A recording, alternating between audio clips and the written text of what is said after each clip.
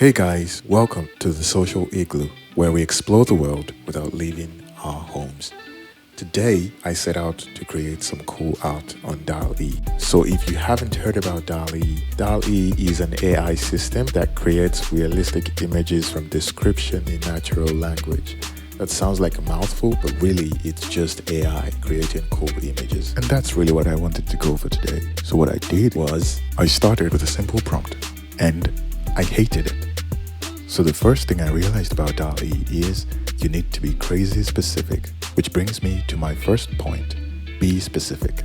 So instead of just writing an impressionist oil painting of a flower vase, I wrote an impressionist oil painting of a flower vase, over the shoulder view, colorful oil paint in the style of Van Gogh. Probably went a bit too far there, but the game's the game.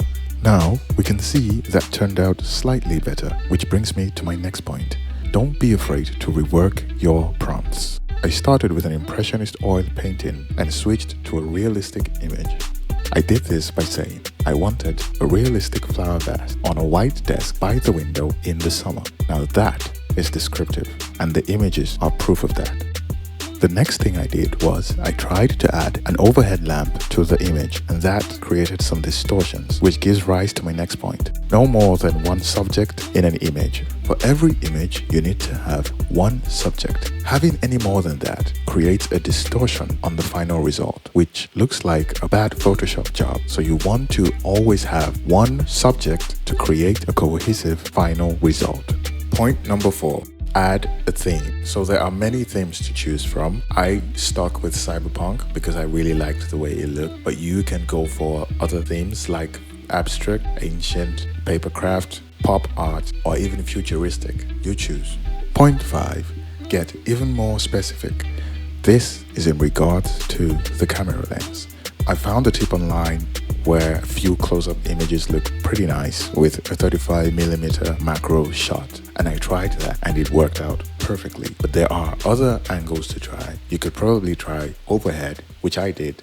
Disgusting for my use case, but it could work for yours. Point is, there's a lot to explore in describing your art.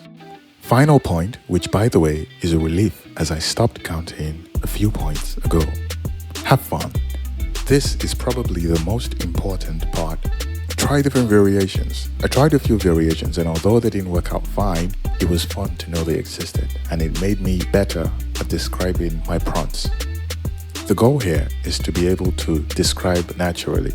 Now, did I fulfill my goal of trying to create some Disney art? Heck no. But I have become one step better than I was yesterday at creating AI art. Thank you for sticking around as long as you have. This is the Social Igloo, and I will see you in the next video.